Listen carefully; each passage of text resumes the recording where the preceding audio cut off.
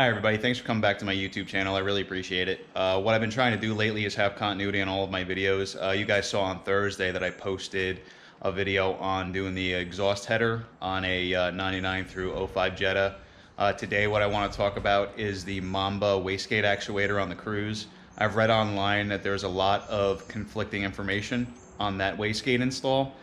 Some people say it's the rod length, some people say it's the spring that you use. Other people say you're blowing engines, especially on the 2017 up models. Cracked pistons is a common issue if you don't take care of the engine. What I'm going to do today is, for my own opinion, I'm going to show you guys the path I take on installing this thing based on what I read online. Previously, I have footage of me driving the car. The car makes about 14, sometimes 15 pounds of boost on my boost gauge. So what I want to do is, once I put the actuator in, I want to see what kind of boost pressure I'm getting. I monitor the boost pressure on this car all the time. The other thing is, you guys saw last time that you guys saw on Monday that I was using this welder and it pretty much wasn't good, and actually internally it had a problem. And then I have some other videos from East Coast Supercharging when I was showing some really cool cars up there. Over the weekend I posted a video of a 1200 horsepower Corvette that I call the Blue Devil. It's really cool. And give me feedback on what you guys think of those videos. I'm trying to figure out what direction I want to bring my channel in. And I kind of have content from different car communities because I have different cars. So, you know, I have people contacting me from the Cobra community, the Corvette community, the Miata community, the Chevy SS, the GTOs, some Mustang people, and the CRUZE community. You guys are awesome, which is why I'm making a CRUZE video. So that's what today is going to be. It's going to be another CRUZE video, but I want your feedback on what you think of all the different videos that I put up, because one day it might be welding, another day it might be a CRUZE video, maybe a Corvette on the dyno, so you guys can see how much horsepower it makes. I just want to know if you guys like the variety or if you want me to stick to maybe one car. You just keep me posted. You know, my contact information is in my description. You could also comment on the video, and then I'll get back to everybody. I usually get back to everyone within a couple minutes or maybe within an hour or so. So thanks, I really appreciate all the support. What I'm going to do is get my CRUZE in the garage, and I'll set you guys up to see what we need to do to get this thing in the car.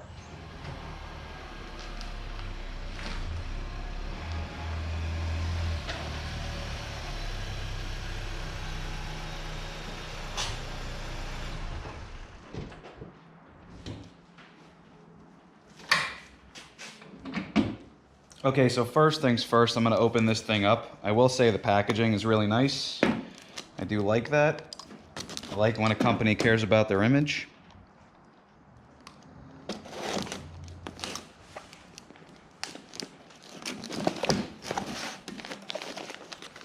Okay, so here's the different springs you get for the wastegate.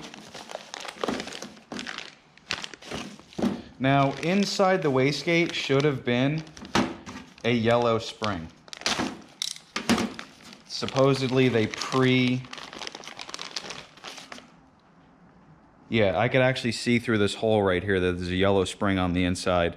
It's important to make sure about that spring. If you look through this little hole, that's how you can confirm it. Or what I was originally going to do is open this up, but since I can see it, it's fine. The rod is adjustable. So this is how you get your adjustment. First thing I want to do is get the other wastegate off. So General Motors has made some amazing designs in the past, but I don't understand some of the choices they made with this engine. This bracket, or this heat shield that covers the wastegate, is actually sandwiched between the engine block and the turbo. It doesn't make any sense, but it's probably because they don't want someone servicing this. This is an unserviceable part. So let's say one part is wrong with the turbo. GM sells the entire turbo, not part of the turbo. That's probably why it's like that, but luckily we have a way around this.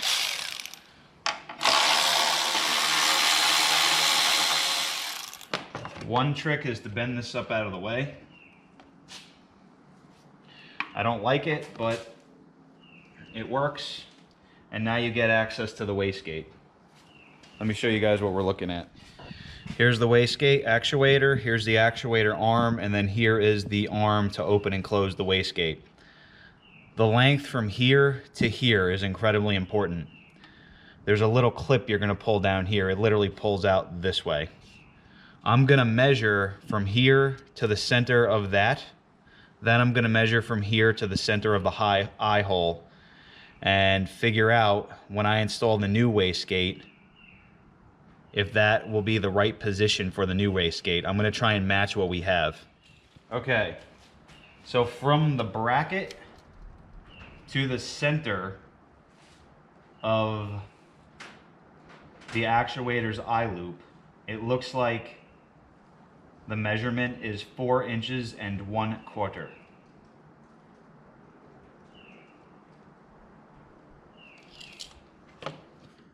Now I'm gonna pull the pin.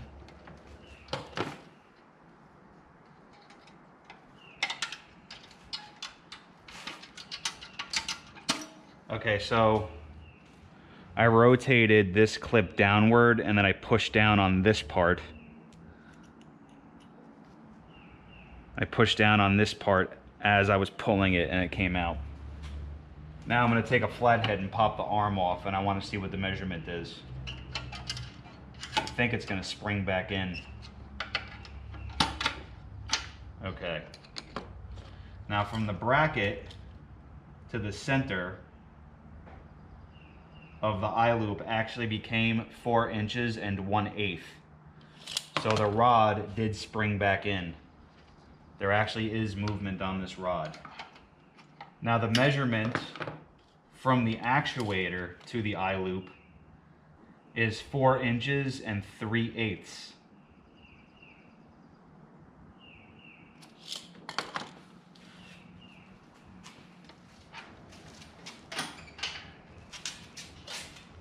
The first thing I'm going to do is take this off and make sure it fits my wastegate arm. Okay, here's a new actuator adjuster. I'm just test fitting it and it does fit. This one's roughly the same size as the OEM one. First things first, there's a clamp back here on this vacuum line. You want to get this out of the way. And then you want to pull the vacuum line. That was easy, okay. And then we're gonna go get a ratchet wrench for right here.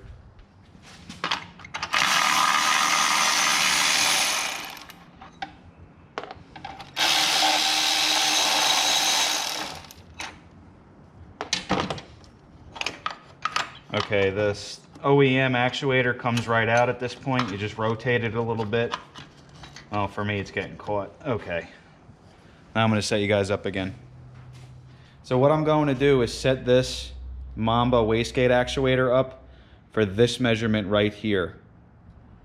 4 inches and 3/8. It's this third larger line in. 1, 2, 3. Okay, so now I have both actuators next to each other. First things first, I'm going to double check the measurement. From the center of the eye loop to the body of the wastegate actuator, we are at the 4 inch and 3/8 mark. So now I'm going to move this one to the 4 inch and 3/8 mark. This has to move out about 1/8 of an inch, maybe 1/4 of an inch. All right, so right in this spot lines up exactly where the other wastegate lines up. Let me just measure one more time. So that is at roughly 4 inches and 3/8. And this is at, it's a little past it, so I'm gonna move this out a tiny bit. Maybe 2 turns. Okay. The next thing I want to do is tighten this up. Okay. What I'm going to do is lock this eye loop and then tighten up on this nut. Okay. So it looks like they're roughly the same length. You know, give or take a few millimeters. So now I'm going to go install this in the car. But the first thing I'm doing is dropping the body in, popping this into place. Now I want to check the vacuum line. Will it reach? It looks like it will. I would suggest rotating this. That's the next thing I'm going to do, actually, is rotate this. Let's take this back out. All right, so if you remove the bolts on here, use your thumb and hold this case. So what I'm going to do is loosen all the bolts except for two, hold this down, take out the last two bolts and separate the case slow, because you could get hurt with this thing shooting off from spring pressure. So I'm just leaving the outer two loose. See? Now what I'm going to do is push back down on here to keep tension on it. Okay, now everything is about to pop off. I could feel it. My finger's getting caught. Okay. There's your yellow spring. We're reconfirming. But now what I want to do is rotate the housing this way. The reason for that is where the line is on our car, it makes more sense to have it rotated. You can do this with most wastegate actuators. Okay, what I'm doing is holding the rod with my fingers and then pushing up on this part so I could at least get one bolt in. Be careful, that one bolt could snap and shoot out.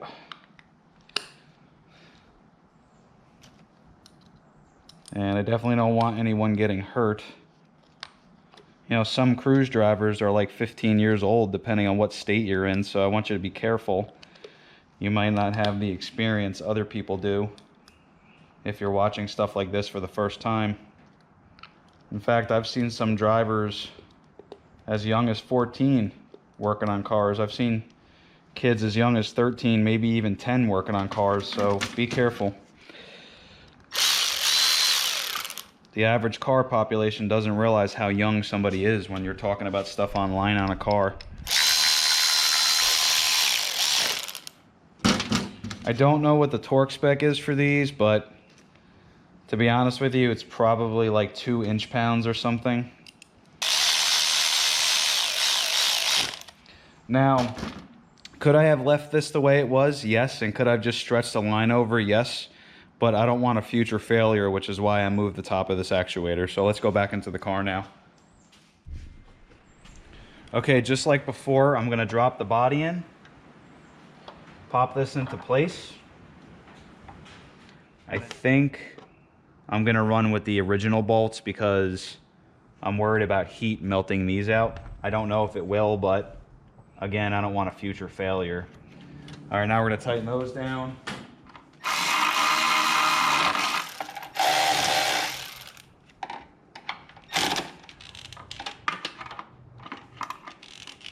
Okay. Now I like this much better because now it's facing the direction of the line.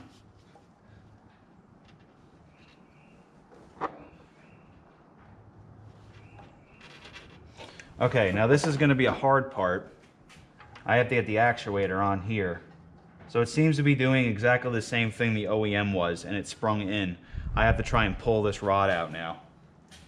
What I'm going to do is take locking pliers and grab the rod and pull over to the arm. Okay.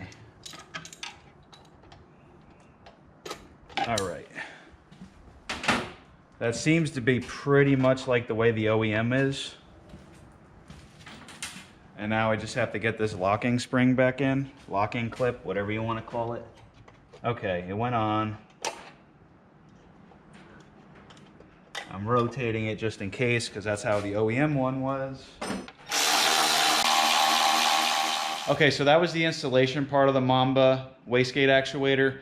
What I'm going to do is take the car for a spin and take a look at the boost pressure. I was seeing, you know, anywhere from 13 to 15 pounds of boost. I might see exactly the same, but the difference is this is a better actuator, meaning down the road it won't fail like the factory one, which is why I'm changing it.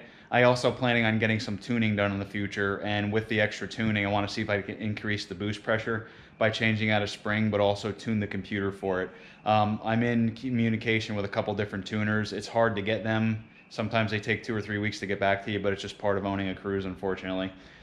So what I'm going to do now is let's get this thing on the road. I'll I'll get you guys set up so you can see the boost pressure in the car, hopefully, and we'll see what kind of pressures we find. We'll see how the car reacts, and then we'll talk about some garage updates when we get back. All right, here we are in the car. I'm going full throttle. Oh wow, I'm actually seeing about it just shot up to about 17 pounds of boost. Definitely a difference. Now it shot up to 17 and then dropped down to about 15 and a half, but it's definitely higher because I was usually seeing under the 15 mark. Here, let me change the setting on my gauge to a brighter color for you. Maybe you can pick it up on camera. Luckily it's not too sunny. All right, I'm gonna try and get the boost gauge in the video for you.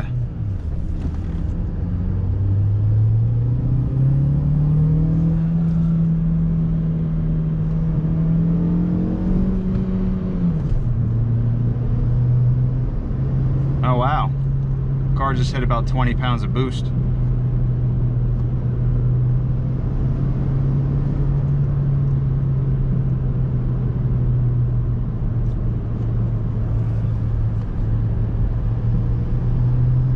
I don't know if you guys can see that.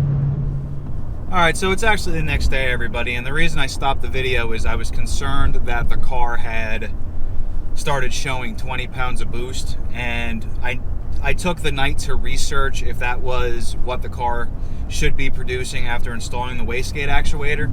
And after talking to a couple gurus, they basically said you're fine, and as long as the car is not giving any codes for over boosting, don't worry about it. So that makes me feel better. I monitor my boost pressure almost every day because I have a gauge right in front of me. If you're going to make this modification to your car, hopefully you have a boost gauge, so at least you know what's going on. If you don't have a boost gauge, do not install a Mamba Wastegate actuator. You're almost asking to blow your engine. But if you do have one, or you have a way to at least plug in and read your boost pressure, make sure you're under 20 pounds. And again, I don't know if that is the exact amount, but from what I can tell, it is. But please do not go by what I say. Do your own research as well. I don't want to be responsible for anybody's engines getting messed up, which is why I'm telling you to make sure you're watching this boost pressure. It is dangerous. So what I'm doing right now is I'm actually headed up the East Coast Supercharging. They're out in Cream Ridge. I got a really cool opportunity to film some stuff at the shop again. I'm building a really cool relationship with them, and I really enjoy going up there, so I'm going to have some more content for you guys. I know the last video I posted was the Jetta header install and the complications I had with it. And then you guys are going to see this video on Monday. And then I think on Thursday I might be doing another Corvette video, or I might be putting up another Jetta video. I'm not quite sure, but stay tuned for future videos. And then if there's anything you guys do and don't like, I really, really appreciate the feedback. So please keep commenting. I usually get back to everybody within a couple minutes or within the hour. So anything you need, please message me or comment below. And have a very nice day, everybody.